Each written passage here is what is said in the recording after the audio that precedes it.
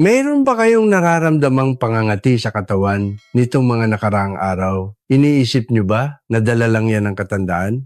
Magandang araw! Ako si Dr. Victor Pascual, isang oncologist na may 20 taong karanasan.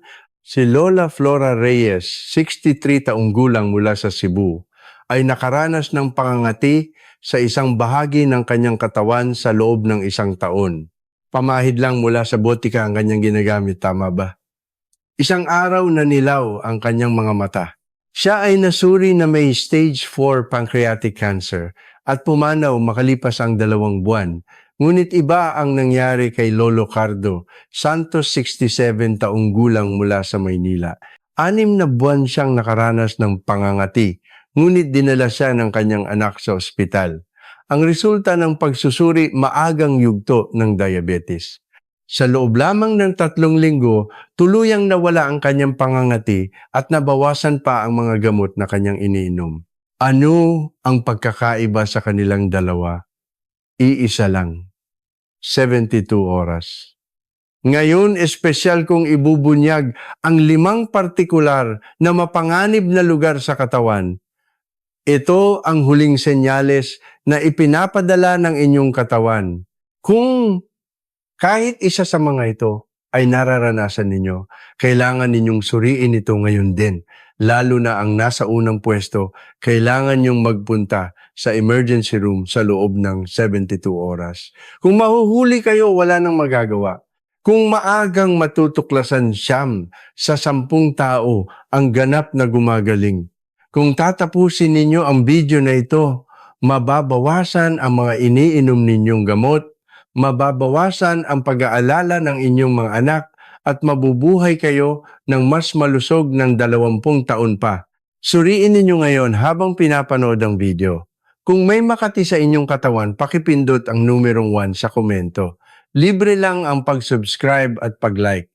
Kung magsusubscribe kayo, mas mabilis ninyong matatanggap ang mga impormasyong nakapagliligtas ng buhay na tulad nito. Simulan na natin ngayon mula sa ika-5 pwesto. Ika ang gitna ng likod. Kayo ba madalas mangati ang likod ninyo kamakailan? Hindi ba kayo mabubuhay ng walang pangkamot? Iniisip nyo ba na dahil lang iyan sa pagkatuyo ng balat habang tumatanda? Hindi po. Ang pangangati ng likod ay senyales na nagsisimula na ang diabetes. Bakit nga ba nangangati ang likod kapag tumaas ang blood sugar? Nawawalan ng tubig ang katawan. Madalas ba kayong umihi? Dahil dyan labis na nababawasan ang tubig sa balat. Lalo na sa likod, dahil kakaunti ang sweat glands dito, ito ang unang-unang natutuyo. Kaya ito nangangati. May isang tao akong hindi malilimutan. Si Mang Tomas Cruz, 62 taong gulang mula sa Davao. Sa loob ng 8 buwan, sobrang kati ng kanyang likod. Hindi siya mabubuhay kahit isang araw ng walang pangkamot. Nagigising siya sa gabi dahil sa pagkakamot. Nakakaubos din siya ng 2 malalaking bote ng tubig araw-araw. Kada oras din siyang pumupunta sa banyo. 3 mangkok ng kanin ang nauubos niya pero patuloy siyang pumapayat. Ganyan talaga kapag tumatanda. Natutuyo ang balat at madalas umihi. Ganyan ang sabi niya habang tinitiis ito sa loob ng 8 buwan. Ngunit sa health check-up sa trabaho, sumailalim siya sa blood test. Nang makita ko ang resulta, nanginig ang aking mga kamay.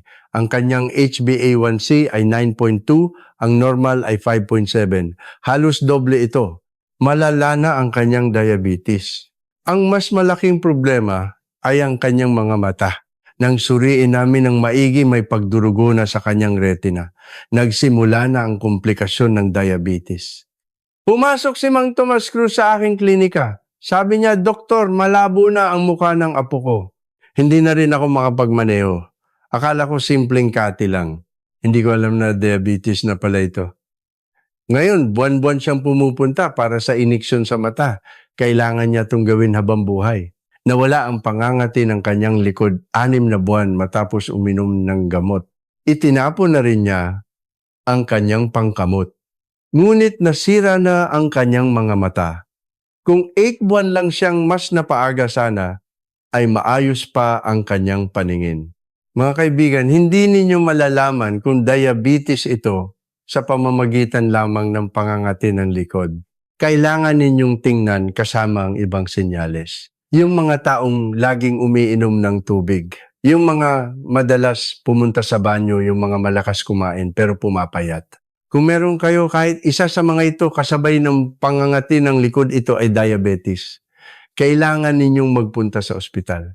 Isang blood test lang ang kailangan. Kung ang fasting blood sugar ninyo ay 126 o higit pa may diabetes kayo, kung nasa pagitan ng 100 at 125, pre-diabetes yan. Kung aagapan ngayon, magagamot ito kahit walang gamot. Mga kaibigan, huwag ninyong basta kamutin ang likod ninyo kapag makati. Madalas ba kayong uminom ng tubig at pumunta sa banyo? Kung oo, magpunta na kayo sa ospital ngayon din. Huwag ninyong ipagpaliban ng higit sa 3 araw. Pero alam nyo, ang ika-5 ay medyo magaan pa. Ang ika-4 ay tunay na nakakatakot. Mayroon ba sa inyo na makati ang ulo kamakailan? Kahit nagpalit na ng shampoo ay walang epekto, medyo nanginginig din ba ang inyong mga kamay? Maaaring senyalis iyan na nasisira na ang inyong utak? Ito ang daan patungo sa Parkinson's disease at dementia. Ika-4 ang anid. Mga kaibigan, makati ba ang ulo ninyo kamakailan? Kahit nagpalit na ng shampoo ay walang epekto. Marami rin ba kayong balakubak? Iniisip niyo ba na dahil lang yan sa hindi paghuhugas ng buhok? Hindi po. Ang pangangati ng anit ay senyales na nasisira na ang inyong utak. Mahirap paniwalaan, hindi ba? Ngunit ito ang katotohanan. Sa isang pag-aaral sa Amerika, sinuri nila ang 100 pasyenteng may Parkinson's disease. 30 sa kanila ang nagsabi na makati ang kanilang ulo 2 taon bago pa sila masuri sa sakit. 30 sa 100. Bakit kaya? Kapag nasira ang mga nerve sa utak, nagkakamali ang pagpapadala ng signal. Sobrang daming langis ang nalalabas sa anit. Dahil dito nangangati ang ulo at nagkakaroon ng balakubak. Ito ang tinatawag na seborrheic dermatitis. Ito ang kwento ni Aling Maria Gomez, 66 taong gulang mula sa Quezon City. 1 taon nang sobrang kati ng kanyang ulo. Nagpalit siya ng mamaling shampoo. Bumili rin siya ng gamot sa balakubak sa botika. Nagpunta rin siya sa dermatologist. Binigyan siya ng doktor ng pamahid. Kapag pinapahid niya, medyo gumiginhawa pero bumabalik din ang kati. Siguro humihina na rin ang anit ko kapag tumatanda, sabi niya sa sarili. At pinalipas ang 1 taon. Ngunit 6 na buwan na ang nakalipas, may mga kakaibang nangyari. Kapag kumakain, nanginginig ang kanyang kutsara. Noong una, akala niya masakit lang ang kanyang pulso. Kapag naglalakad, hirap siyang iangat ang kanyang mga paa. Siguro nanghihina na ang mga binti ko, sabi niya. Sinabi ng kanyang anak na magpunta sila sa malaking ospital. Nagpa-MRI siya. Nang marinig ang resulta, napaupo na lang ang lola sa harapan ko. Maagang yugto ng Parkinson's disease. Nanginginig ang boses ng lola nang magtanong siya, "Doktor, nagagamot po ba ito?" Sumagot ako, "Mahirap po ang kumpletong paggaling. Pero mapapabagal natin ang paglala nito. Gamit ang gamot." Umiiyak na sinabi ng lola, "Makati lang ang ulo ko, yun pala problema na sa utak. Sana 1 taon pa lang ay nagpunta na ako dito." Ngayon umiinom na ng gamot ang lola. Medyo bumuti ang panginginig ng kanyang kamay dahil sa gamot. Ngunit patuloy na lumalala ang Parkinson's disease. Pagkatapos ng 10 taon, mahihirapan na siyang maglakad mag-isa. Kung 1 taon lang siyang napaaga, mas napabagal pa sana ang paglala ng sakit. Mga kaibigan, hindi ninyo malalaman kung Parkinson's disease ito sa pamamagitan lamang ng pangangati ng anit. Kailangan ninyong tingnan kasama ang ibang senyales.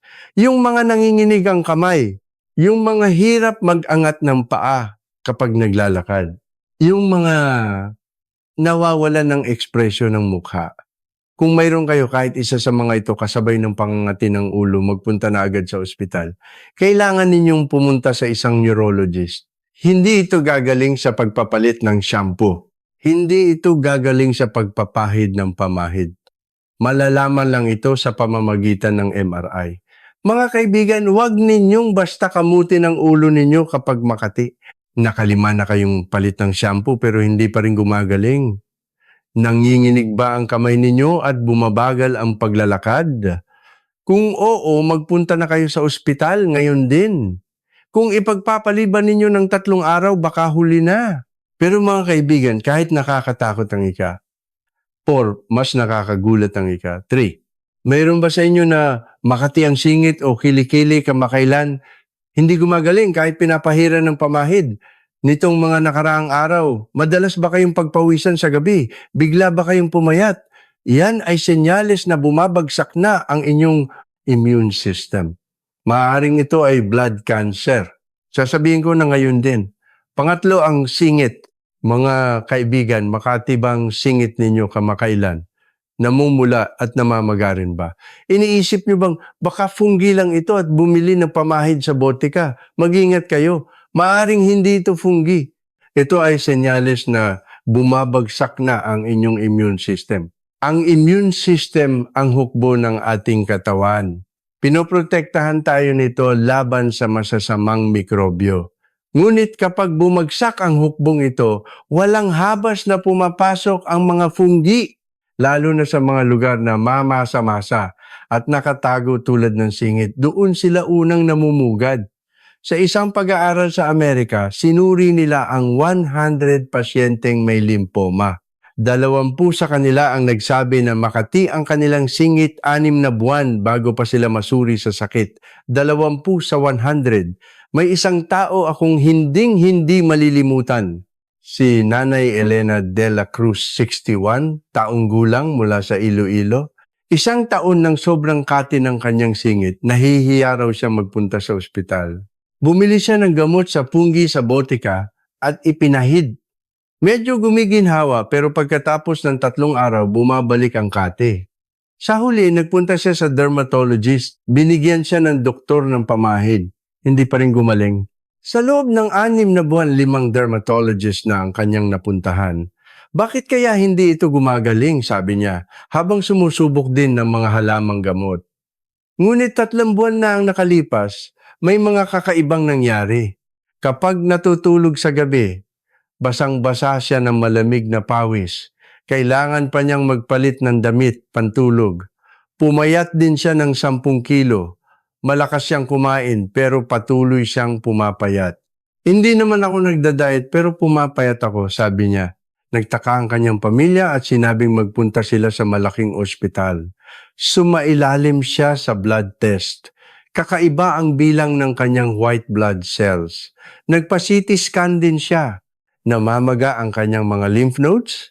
Ito ay stage 2 lymphoma, isang uri ng blood cancer. Nagtanong ang lola sa akin, "Doktor, mabubuhay pa po ba ako?" Nanginginig ang kanyang boses.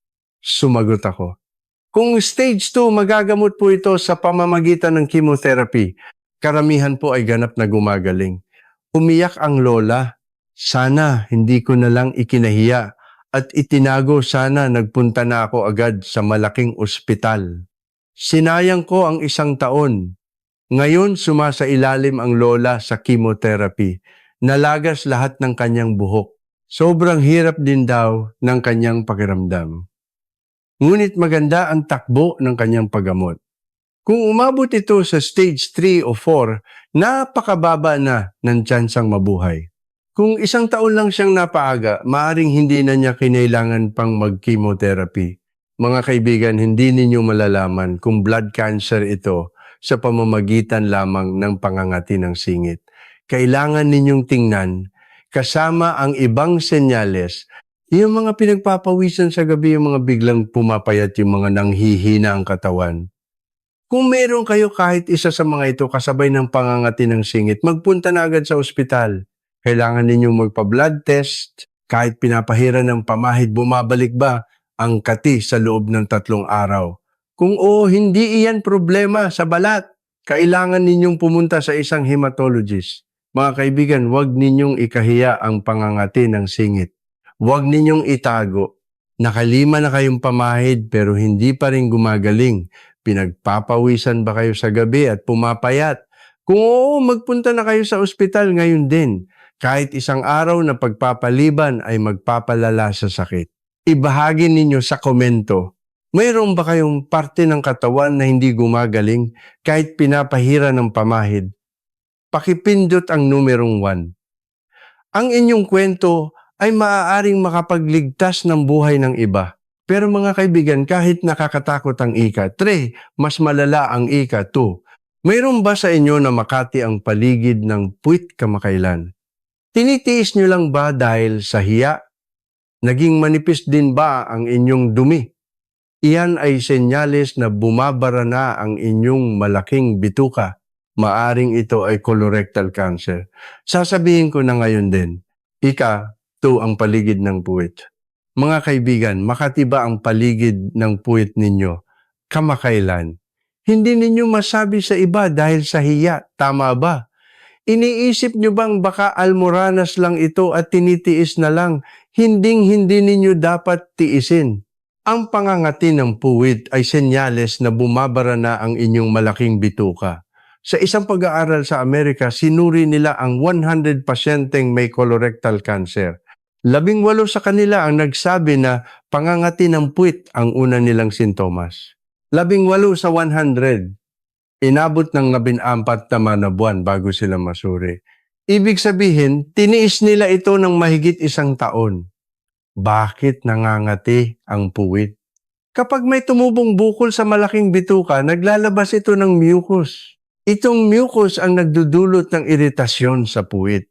Kaya ito nangangati. Kapag lumaki ang bukol, kumikipot ang bituka. Nagiging manipis ang dumi. Hindi maginhawa ang pakiramdam pagkatapos dumumi. Nagkakaroon din ng dugo sa dumi. May isang tao akong hanggang ngayon ay masakit pa rin sa dibdib. Si Tatay Jose Ramos, 67 taong gulang mula sa Cebu. 2 taon nang sobrang kati ng kanyang puwit. Nahihiya siyang sabihin, kahit sa kanyang pamilya, bumili siya ng gamot sa almoranas at ipinahid. Nagpatuloy ang kati. Nagigising siya sa gabi dahil sa kati. 1 taon na ang nakalipas, naging kasing nipis na ng lapis ang kanyang dumi. Siguro humihina na rin ang bituka ko kapag tumatanda, sabi niya. Tuwing dumudumi, parang may natitira pa. Natatakot na siyang pumunta sa banyo. 6 na buwan na ang nakalipas, may dugo nang sumasama sa kanyang dumi. Siguro lumala na ang almoranas ko, sabi niya, at tiniis na naman. 1 araw, nakita ng kanyang anak ang dugo sa inidoro. Nagulat siya at pinilit siyang magpunta sa ospital. Sumailalim siya sa colonoscopy. Nang makita ko ang monitor, napahinto ang aking paghinga. May malaking bukol sa kanyang rectum. Nag-biopsy kami, stage 3, colorectal cancer. Kumalat na ito hanggang sa mga lymph nodes. Nagtanong ang lolo sa akin, Doktor, gagaling po ba ako kapag naoperahan? Sumagot ako, posible po ang operasyon. Pero maaaring kailanganin ninyong magsuot ng colostomy bag. Namutla ang mukha ng lolo, colostomy bag. Ibig sabihin, habang buhay na akong may dalang supot, napayuko siya.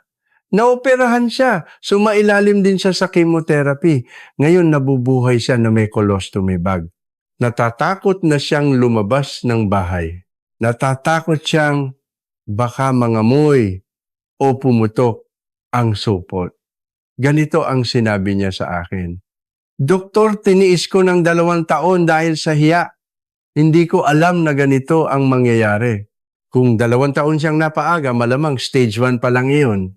Isang simpleng pagtanggal ng bukol sa pamamagitan ng endoscopy lang sana ang kailangan. Hindi na sana kailangan ng colostomy bag. Halos lahat ay ganap na gumagaling. Ngunit iba ang stage 3. Kalahati lang ang nabubuhay ng higit sa 5 taon. Mga kaibigan, hindi ninyo malalaman kung colorectal cancer ito sa pamamagitan lamang ng pangangati ng puwit. Kailangan ninyong tingnan. Kasama ang ibang senyales, yung mga numipis ang dumi, yung mga hindi maginhawa ang pakiramdam pagkatapos dumumi, yung mga may dugo sa dumi. Kung meron kayo kahit isa sa mga ito kasabay ng pangangati ng puwit, magpunta na agad sa ospital. Kailangan ninyong magpa-colonoscopy. Huwag ninyong isiping almoranas lang ito. Ang sintomas ng almoranas at cancer ay pareho. Malalaman lang ito kapag nagpa-endoscopy. Mga kaibahan, huwag ninyong ikahiya ang pangangati ng puwit. Kung magtitiis kayo ng 2 taon, baka magsuot kayo ng colostomy bag. Magpunta na kayo sa ospital ngayon din.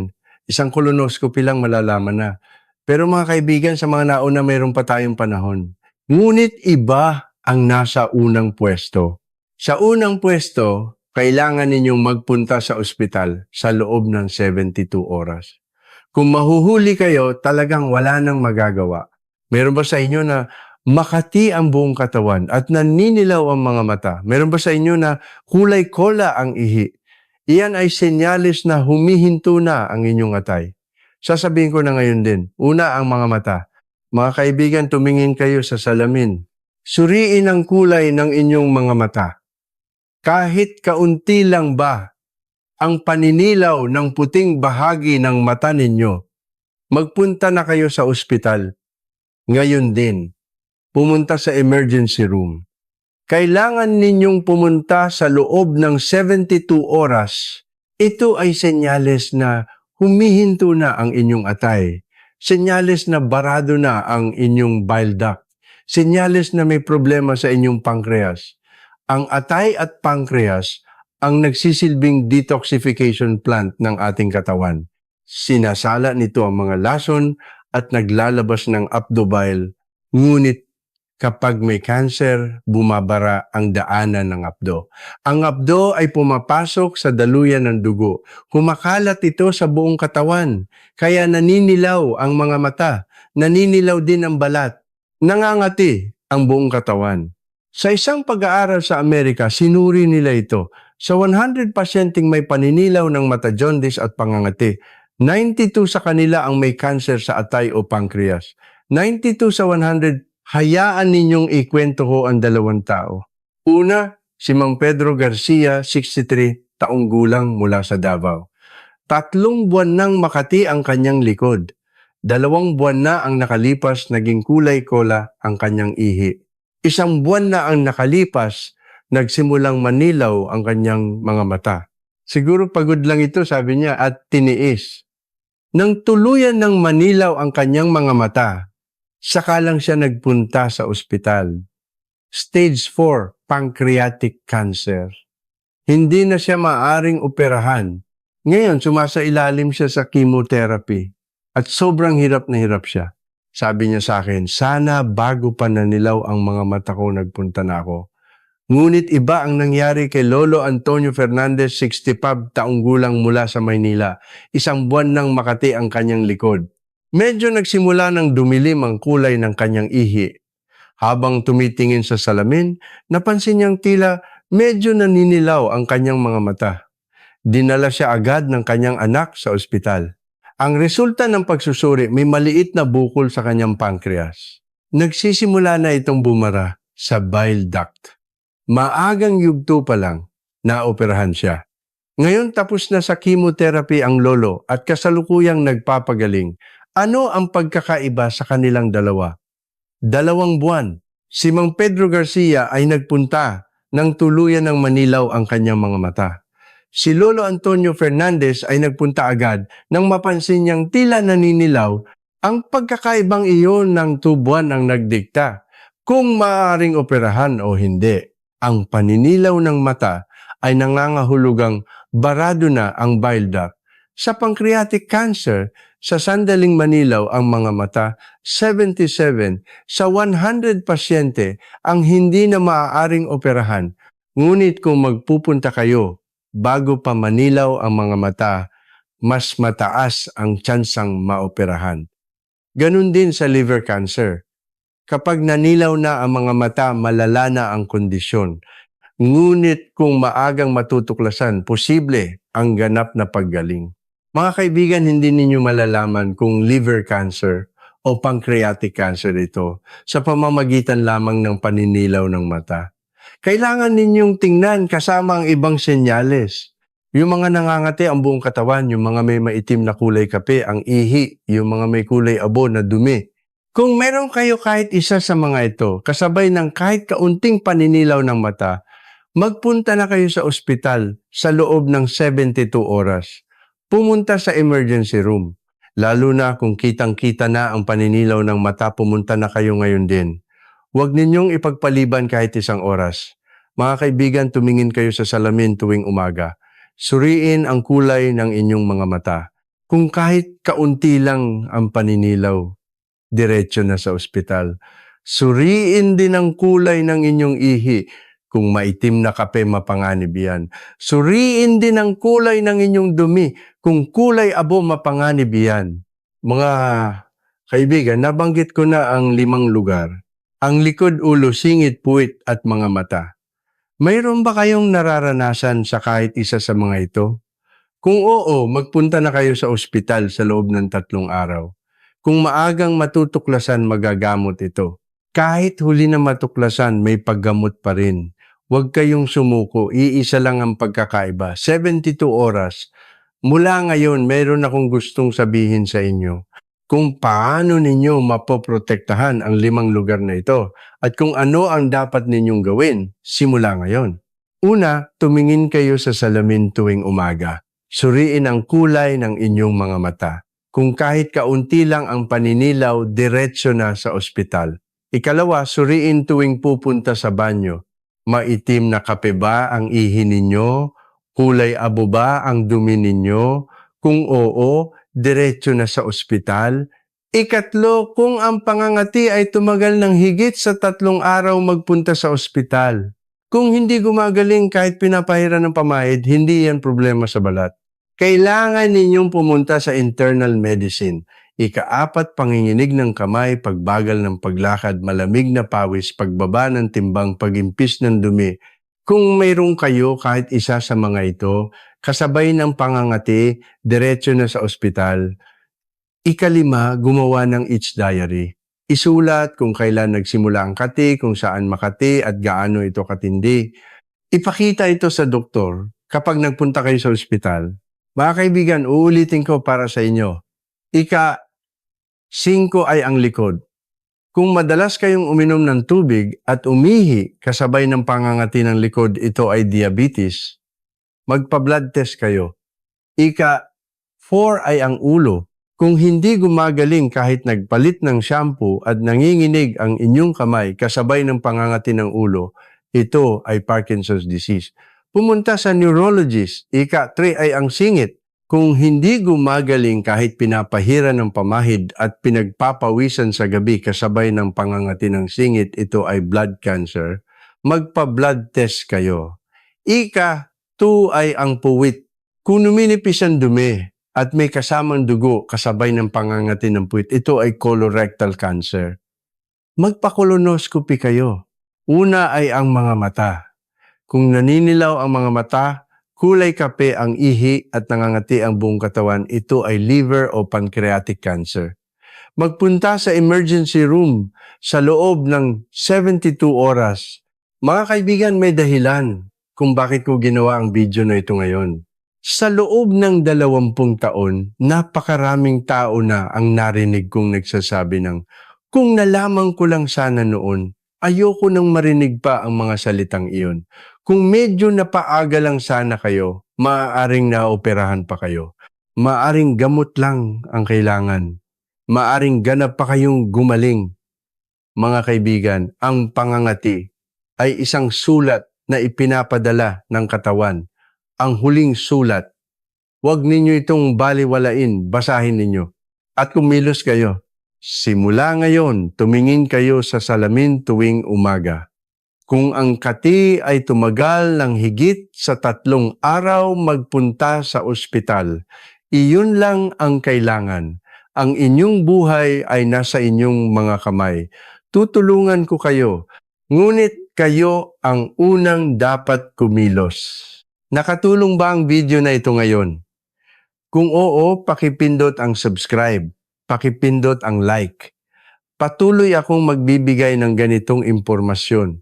Sa hinaharap, ibahagi ninyo rin ito sa inyong pamilya At mga kaibigan, ang isang video na ito ay maaring makapagligtas ng buhay ng isang tao. Sabihin ninyo sa komento, dahil sa video na ito, nagpasya ba kayong magpunta sa ospital? Pakipindot ang numerong 1. May kilala ba kayong may ganitong sintomas?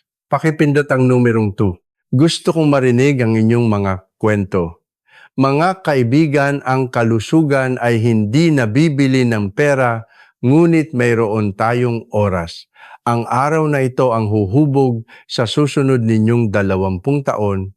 Bawasan ang mga supot ng gamot, bawasan ang pag-aalala ng mga anak at mamuhay ng masaya kasama ang inyong mga apo. Iyan ang aking hiling. Maraming salamat sa panunood ng video ngayon. Manatiling malusog. Mabuhay kayo ng matagal at malusog. Magkita-kita tayo muli sa susunod na video sa araw-araw na kalusugan.